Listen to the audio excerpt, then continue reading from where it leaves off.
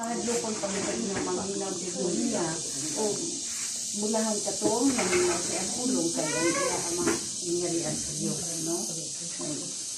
Sa ganun di ang but pasabutaan ni na hindi tayo ka na ang luwas ta kung nakapaminaw ta o magluwas sa iyo nga siya ang luwas kaya namatay din siya ang nabanaw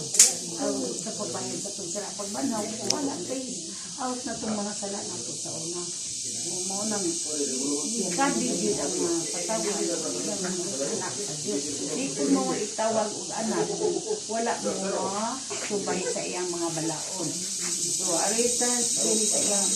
gaspil ang adlawan nisik muna iyon diri na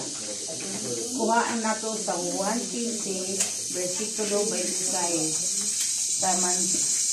70 usma nato sa 26 kukuha ko nato sa Juan kuning siwan muna say pagkatao dili ka mo makabunga gawas ko magpabilin ka mo kanako sama nga ang usa ka sanga dili makabunga gawas kong magpabilin kini sa punuan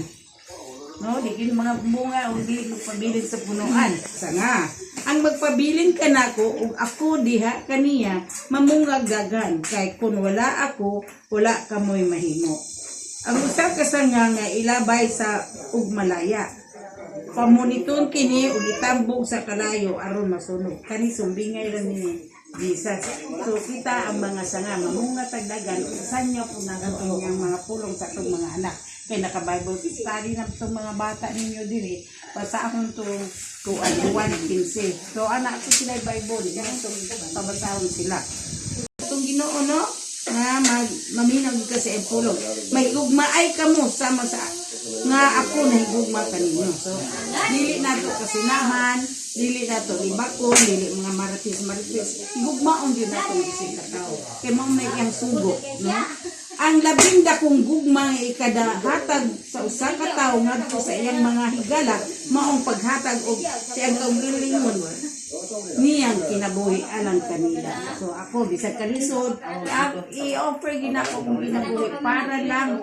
magtuman sa sugo sa Dios so kamo akong mga gigala kung buhaton ninyo ang gisugo ko kaninyo dili ko na kamo katawgon nga mga sulugoon kay ang sulugoon wala mahibalo sa gibuhat sa inyong agalon Hinoon tawgon ko kamo nga akong mga higala kay gisultihan ko man kamo sa tanan nga nakadungog ko gikan sa akong amahan dili kamo ang magpili kanako wala ka nagpili niya ako ang nagpili kaninyo so nagpili ang Ginoo nato dili kita nagpili niya siya gyud nagpili nato so many are called but you are chosen so tanan hindi tawag pero gamay na lang yung pinili niya na tinuod sa nga nagtuo sa atong Ginoo ako nagpili og nagtudlo kaninyo aron kun manglakaw og mamunga og bunga nga mulungtad busa ihatag kaninyo sa amahan bisag unsay inyong pangayoon na bisag unsa atong pangayoon ihatag sa Ginoo kaniya pinaagi sa akong ngalan so sa ngalan ni Jesus mga kunimo Lord nga magdagan na intaw ning magdisipulo nga aron isanya po nila ang mga pulong mo po niya akong pangayon niya ihatag ko na niya pero unsa inyong personal pong pangayon mga problema nga masulbad hapsay og imong tunggon ang atong Ginoo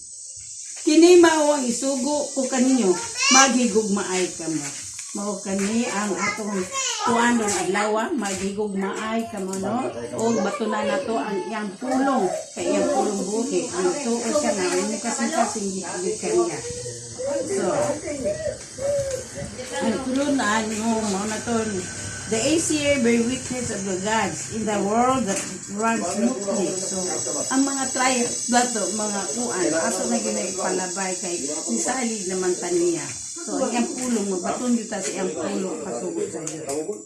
O, ang iyang katapusan niyang tutulog ninyo, magigugmaay ka mo sa katao. Kaya sa gugma, dikanan mo ang inyong pagpailog,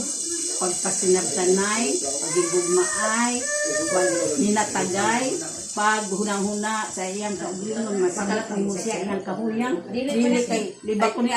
wala kabit siya tabian siya dili na sabto na to ang iyang kahuyang kay tao raman ta sabto na sa Ginoo ang atong kahuyang sabto na ni Lord katong nang hawa diri nga wala mo atin sa aming pulong nga sayang kay ang iyang katapusan ko ang pagiging maay ra gyud sa isang kata. Salamat sa Dios mo kani akong gi-share ninyo karong mayo kay